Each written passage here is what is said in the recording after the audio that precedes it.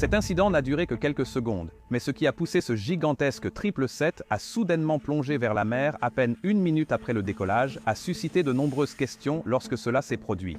Était-ce dû à des pilotes inexpérimentés qui ont commis des erreurs ou était-ce quelque chose de complètement différent qui l'avait provoqué? Restez avec nous.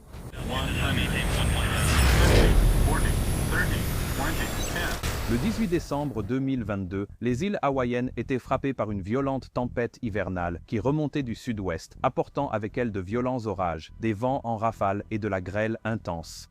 Dans ce genre de conditions, le travail des pilotes et des contrôleurs aériens devient rapidement très compliqué, car de nombreux avions sont généralement obligés d'abandonner leur route d'arrivée et de départ habituelle pour éviter de traverser des cellules orageuses. Même en dehors de ces cellules les plus intenses, on peut rencontrer des turbulences modérées, voire parfois sévères, ce qui rend le vol assez désagréable, et c'est exactement ce qui s'est passé ce jour-là. Au sol à Maui, 2 pilotes de United Airlines étaient assis dans une navette qui les emmenait de leur hôtel vers l'aéroport de Kahului, où ils devaient assurer le vol 1722 de United Airlines à destination de San Francisco. En regardant par les vitres, ils voyaient la pluie tomber à verse et les palmiers secoués par les rafales de vent. Ils savaient qu'un début de vol difficile les attendait, mais en tant que pilote de ligne, cela fait un peu partie du métier. Maintenant, les 2 pilotes étaient bien reposés et de bonne humeur. Il était aux alentours de l'heure du déjeuner et, mis à part la météo au départ, ils se réjouissaient d'un vol agréable à venir. L'avion qu'ils allaient piloter était un Boeing 777-222, âgé de 22 ans. Aucune panne technique n'était enregistrée et il arrivait à Maui au moment même où ces 2 pilotes s'approchèrent de l'aéroport. À bord du vol entrant se trouvaient les 8 membres d'équipage de cabine qui allaient ensuite repartir avec ces pilotes pour leur second vol de la journée vers San Francisco. Lorsque cet incident a été relayé dans les médias, de nombreuses spéculations ont émergé sur le fait que ces pilotes étaient de nouvelles recrues inexpérimentées, signe d'une tendance dangereuse due à la pénurie de pilotes. Mais était-ce vraiment le cas? Eh bien, on pourrait probablement dire à la fois oui et non dans ce cas. Le commandant de bord, âgé de 55 ans, totalisait plus de 19 600 heures de vol, dont 5 000 effectuées sur le Boeing 777. C'est une expérience très respectable, mais comme mon ami Juan Brown de la chaîne Black Galleria l'a souligné, seulement 300 de ces heures sur le 777 avaient en fait été effectuées en tant que commandant de bord. Le rapport final ne le précise pas clairement, mais il est possible que le commandant de bord ait volé sur l'Airbus A320, entre son expérience de copilote sur le 777 et son retour sur le 777 en tant que commandant de bord. C'est souvent ainsi dans les grandes compagnies aériennes. Si c'était le cas, le commandant de bord était encore assez nouveau sur le siège de gauche du 777. Comme Juan l'a indiqué dans sa vidéo, l'Airbus et le Boeing 777, bien que tous deux à commande de vol électrique, se pilotent très différemment. Dans l'Airbus, il suffit d'utiliser le manche latéral pour diriger le nez de l'avion, puis il gère la compensation et exécute vos instructions. Mais dans le 777, il faut se rappeler de compenser l'avion soi-même et de réagir à toutes les forces que les moteurs suspendus et les volets pourraient provoquer, comme dans n'importe quel autre avion Boeing, et sous stress, ce genre de différence de pilotage peut devenir important. Le copilote était également assez expérimenté, avec environ 5300 heures de vol au total, mais il était très nouveau sur ce type d'appareil en particulier, avec seulement 120 heures dessus. Cela suggérait qu'il était sans doute nouveau dans la compagnie. Encore une fois, le rapport final ne l'a pas précisé, mais une telle relative inexpérience pourrait potentiellement être la raison de l'un des malentendus qui vont poser les bases de ce qui va se passer. Assis dans la navette, les pilotes ont décidé de profiter du temps pour débuter leur briefing avant vol. Le commandant de bord a contacté un régulateur de United Airlines qui l'a informé du mauvais temps autour des îles hawaïennes. Ensemble, ils ont alors décidé d'un nouvel itinéraire de déroutement qui devait les éloigner des parties les plus sévères de la tempête. Les 2 pilotes ont également vérifié l'état technique de l'avion, qui était correct, et il n'y avait pas de bruit suspect, tout semblait raisonnablement en ordre. La météo au départ n'était certainement pas le plus gros problème. À l'aéroport, le copilote a pris un sandwich et un café avant d'aller directement à la porte d'embarquement où l'avion venait d'arriver. Lorsqu'ils sont montés à bord et se sont présentés à l'équipage, le chef de cabine, c'est-à-dire le chef du personnel navigant commercial, a commencé par leur parler de l'arrivée très turbulente qu'ils venaient de traverser, ce qui a encore mis en évidence la météo compliquée qui les attendait. Le commandant a remercié le chef de cabine pour les infos et a demandé à l'équipage de rester assis après le décollage pour éviter des blessures dues aux turbulences prévues. Le chef de cabine a accepté. Ensuite, le commandant de bord, pilote aux commandes pour ce trajet, est entré dans le cockpit pour préparer le départ, tandis que le copilote sortait pour la visite pré-vol et vu le bruit, la météo semblait idéale pour un copilote. Alors qu'il effectuait la visite pré-vol, le copilote a reçu un message d'un ami lui racontant un incident de forte turbulence qui venait tout juste d'arriver à un avion de Hawaiian Airlines à l'arrivée à Maui. Plusieurs personnes avaient été blessées lors de ce vol, que je pourrais d'ailleurs évoquer dans un autre épisode. Quoi qu'il en soit, le copilote a montré ce message au commandant de bord plus tard lorsqu'il est entré dans le cockpit et ils sont tous deux convenus qu'ils devraient faire preuve d'une extrême prudence lors du départ. Ils ont continué à préparer l'avion et à effectuer les briefings pendant que l'équipage embarquait les 271 passagers prévus pour le vol. Lorsque vint le moment de faire les calculs de performance, le copilote a essayé de prendre les données des années 80, mais cela n'a pas fonctionné pour une raison quelconque. Il a donc dû appeler la tour pour obtenir ces informations à la place. La tour leur a indiqué que les vents étaient relativement faibles à ce moment-là, venant du sud à environ 10 nœuds et qu'ils utilisaient actuellement la piste 20 pour le départ. Le copilote, qui avait une grande expérience de vol entre les îles hawaïennes, a fait remarquer qu'il était très inhabituel que la piste 20 soit utilisée, mais il pensait que cela était probablement lié aux conditions météorologiques compliquées qui touchaient les vols concurrents. Comme les vents étaient faibles, leur logiciel Sabre a recommandé d'utiliser les volets 21 poussées de type D pour le départ.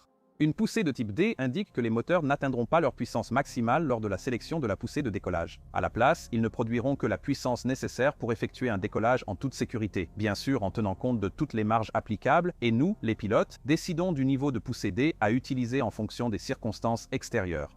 Nous utilisons une poussée de décollage réduite dès que possible, car cela diminue le bruit, la consommation de carburant et surtout l'usure des moteurs, prolongeant ainsi leur durée de vie. Désormais, nous n'utiliserons la pleine poussée qu'en cas de nécessité pour le décollage ou pour des raisons environnementales, comme des vents de travers forts ou une alerte de cisaillement de vent.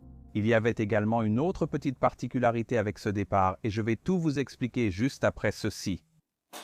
Avant de continuer, je tiens à remercier chaleureusement le sponsor d'aujourd'hui, NordVPN, dont le produit m'est de plus en plus utile ces derniers temps. Nord me permet de me déplacer virtuellement partout dans le monde d'un simple clic, ce qui m'a permis de suivre mon équipe suédoise préférée, Modo Hockey, depuis l'Espagne et d'accéder à d'autres contenus géorestreints. Mais ce n'est pas tout. J'utilise aussi Nord pour trouver de meilleurs prix sur les locations de voitures, hôtels et vols, car l'application me permet d'éviter la tarification dynamique de ces entreprises. Je comprends que ce soit injuste pour ces entreprises, mais puisqu'elles modifient les prix selon la localisation, nous aussi pouvons agir ainsi. En plus de cela, Nord fonctionne aussi comme une première couche de protection contre les personnes qui essaient d'espionner vos données personnelles, de placer des cookies indésirables et d'autres choses désagréables. Mais bien sûr, il faut aussi être très prudent avec les liens suspects dans les emails et ce genre de choses. Maintenant, si vous voulez essayer Nord par vous-même, utilisez le lien ci-dessous, nordvpn.com/pilot. En cliquant sur ce lien, vous bénéficierez de 4 mois totalement gratuits lorsque vous souscrivez à une offre de 2 ans. Et en plus, vous soutenez ma chaîne. Et rappelez-vous, Nord vous offre toujours une garantie de remboursement intégral de 30 jours. Merci Nord. Revenons maintenant à l'histoire. Comme mentionné, les pilotes ont choisi les volets 20 pour le décollage, alors que les volets 15 sont la configuration la plus courante sur le Boeing 777-200. Maintenant, une curiosité avec le 777 est que si les volets 20 sont utilisés pour le décollage, lorsque la rentrée des volets est initiée, les pilotes ne passeront pas de volet 20 à 15 qui est l'étape suivante, mais iront directement au volet 5 et sauteront simplement les volets 15. C'est donc ce que le commandant de bord prévoyait de faire, comme il l'avait fait tout au long de sa carrière sur le 777 jusqu'à présent. Une autre chose dont nous devons parler ici, c'est la façon dont les différentes positions de volets et leur vitesse maximale respective sont affichées sur les écrans principaux de vol du pilote. Les vitesses minimales pour chaque position de volet sont généralement indiquées par un petit repère de volet avec un numéro associé situé sur la bande de vitesse à gauche de l'écran principal de vol. Lors d'un décollage avec volet 20, il arrive que le repère ne soit pas visible. Quand le nez de l'avion s'abaisse et que la vitesse augmente, dès qu'elle est suffisante pour rentrer les volets, le pilote en fonction demande les volets 5. Le pilote surveillant vérifie alors que la vitesse est sûre avant de sélectionner les volets 5. Cette procédure se poursuivra ensuite à mesure que la vitesse continue d'augmenter, de sorte que lorsque le repère des volets 5 est dépassé, les volets 1 seront sélectionnés et ainsi de suite jusqu'à ce que les volets soient complètement rentrés. Maintenant, puisque les volets et les becs augmentent considérablement la surface et la courbure globale de l'aile, ils sont évidemment soumis à certaines limitations de vitesse maximale. Plus vous sélectionnez de volets, plus la vitesse maximale diminue, ce qui est signalé sur le ruban de vitesse par un repère rayé noir et rouge. Si, pour une raison quelconque, nous dépassions cette vitesse maximale pour une configuration de volet donnée, cela pourrait endommager le mécanisme des volets et nous devons donc signaler tout dépassement de vitesse des volets à la maintenance afin qu'un contrôle approprié puisse être effectué. C'est pourquoi nous surveillons toujours le ruban de vitesse pendant l'accélération pour vérifier que la canne de barbier monte bien lors de la rentrée des volets. Si ce n'est pas le cas, cela peut indiquer un problème de volet, comme des volets bloqués ou désaxés. Tout cela va devenir très pertinent très bientôt. Une fois prêts, les pilotes ont demandé à la tour de Maui l'autorisation de pushback et de mise en route. Celle-ci a été accordée et pendant le pushback, les pilotes ont pu entendre que le vent commençait à varier entre 0,30 et 1,90 et aussi qu'il y avait des alertes de cisaillement de vent à basse altitude en vigueur et que l'information sur la piste avait maintenant changé de la piste 20 à 0,2. Comme mentionné plus tôt, le cisaillement de vent, soit un changement soudain de direction ou d'intensité, empêche l'utilisation de la poussée de décollage de type D. Cela s'explique car, en cas de cisaillement de vent, l'avion aura besoin de toute la poussée moteur disponible. Les pilotes ont fini le pushback, démarré les moteurs, puis modifié leur planification dans le FMC pour la nouvelle piste. Ils ont de nouveau sélectionné les volets 20 comme configuration de départ, mais cette fois-ci, ils utiliseraient la poussée maximale à la place.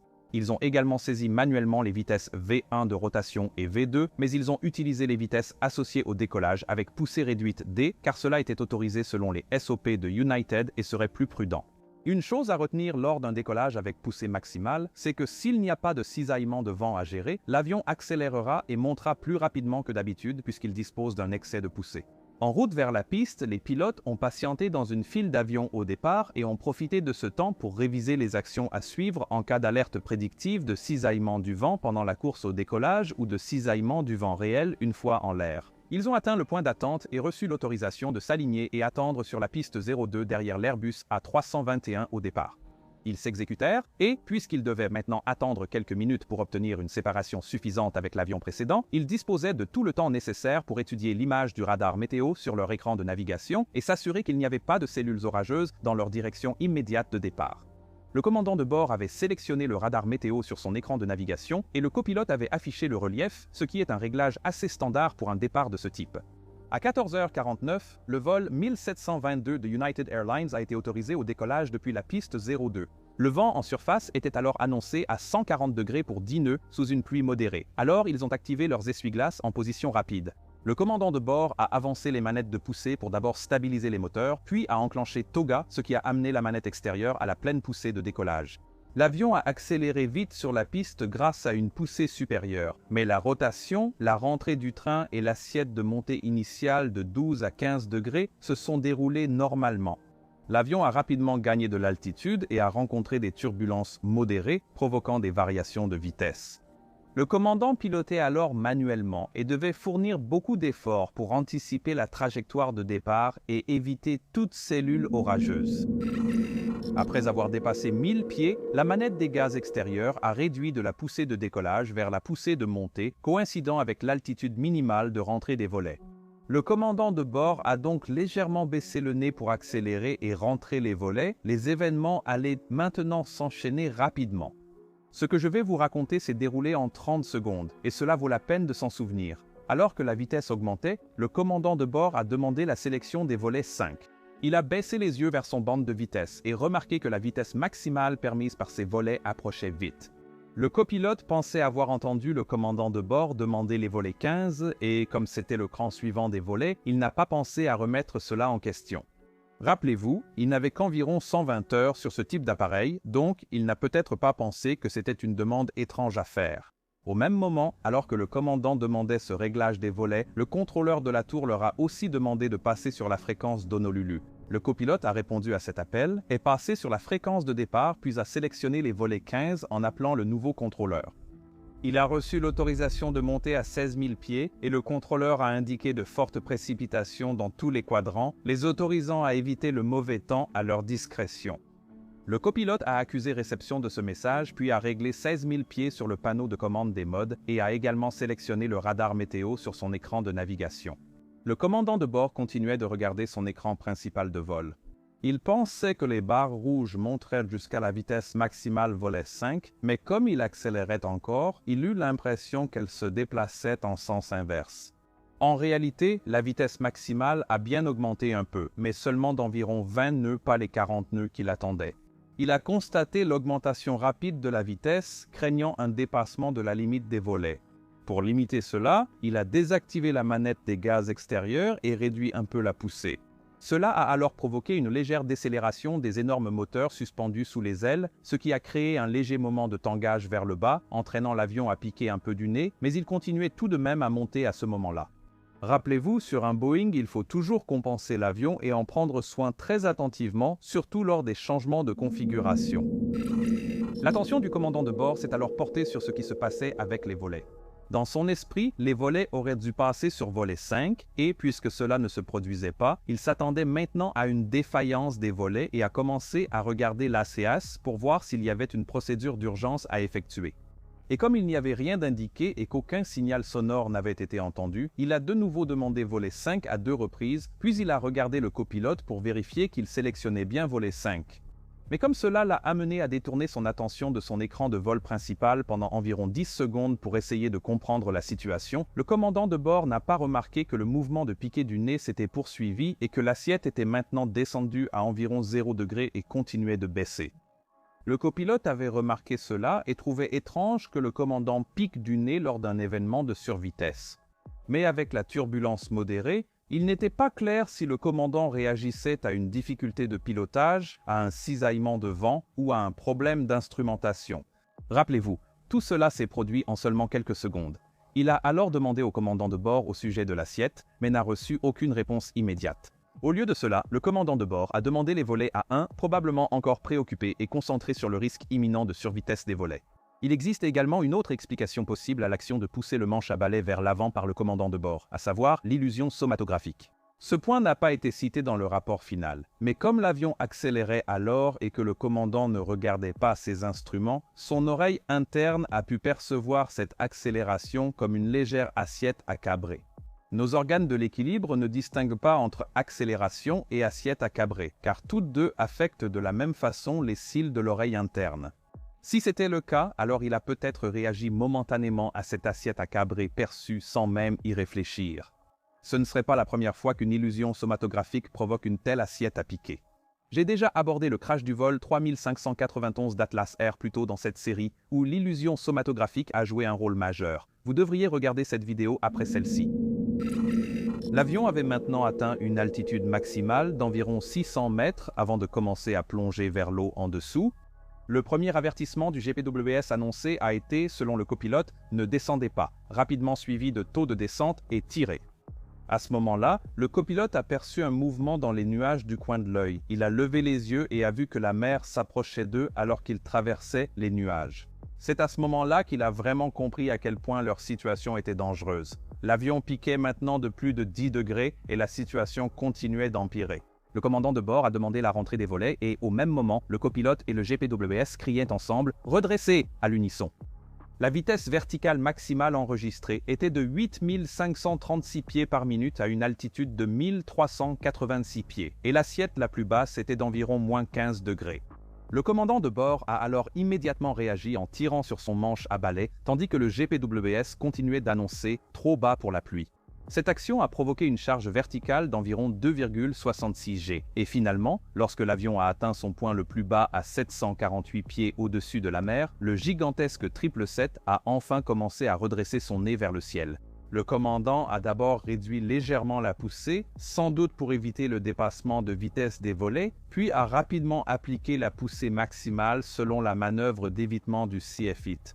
L'avion a cabré jusqu'à 23 degrés d'assiette et une montée maximale de 8680 pieds par minute avant que le commandant ne ramène le nez vers les directeurs de vol, compense l'avion, puis enclenche le pilote automatique. Entre le moment où le commandant a quitté des yeux son écran principal et le début de la phase critique de l'incident, seules 10 secondes se sont écoulées.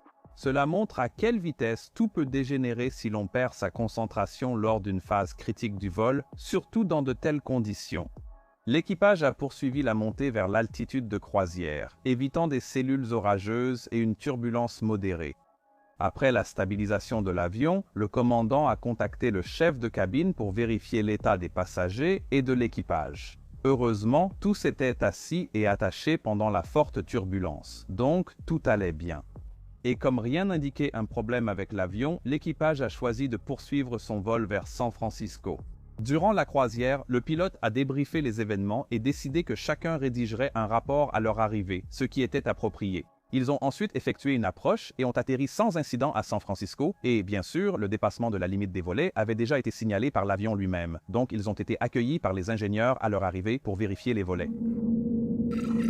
Même si les pilotes ont signalé cela par les voies appropriées, l'incident n'a pas déclenché immédiatement une enquête complète. Au lieu de cela, ce n'est qu'environ 2 mois plus tard, lorsque la revue Air Current a mis en avant l'incident dans l'un de ses excellents articles, que la FAA et le NTSB ont lancé leurs propres enquêtes. Malheureusement, à ce moment, l'enregistreur de conversation et celui des données de vol avaient déjà été écrasés. Ce rapport se base donc sur les entretiens avec les pilotes, les données ADSB et les éléments récupérés de l'enregistreur d'accès rapide. Le rapport a conclu que l'incident résultait d'une mauvaise communication entre les pilotes, ayant entraîné une mauvaise gestion de la trajectoire verticale, de la vitesse et de l'assiette de l'avion. L'issue de l'enquête a conduit United Airlines à modifier l'un de ses modules de formation des pilotes, ainsi qu'à lancer une campagne de sensibilisation interne décrivant ce qui s'était passé et les leçons à en tirer. Avant de critiquer dans les commentaires et d'affirmer que cela ne vous arriverait jamais, réfléchissez au nombre de fois où vous avez détourné les yeux quelques secondes en conduisant. Ce genre d'événement permet à l'industrie d'adapter la formation et la sensibilisation des pilotes. Ces rapports servent à cela. Regardez maintenant ces vidéos et abonnez-vous à la chaîne si cela vous a plu et passez une journée absolument fantastique. Au revoir.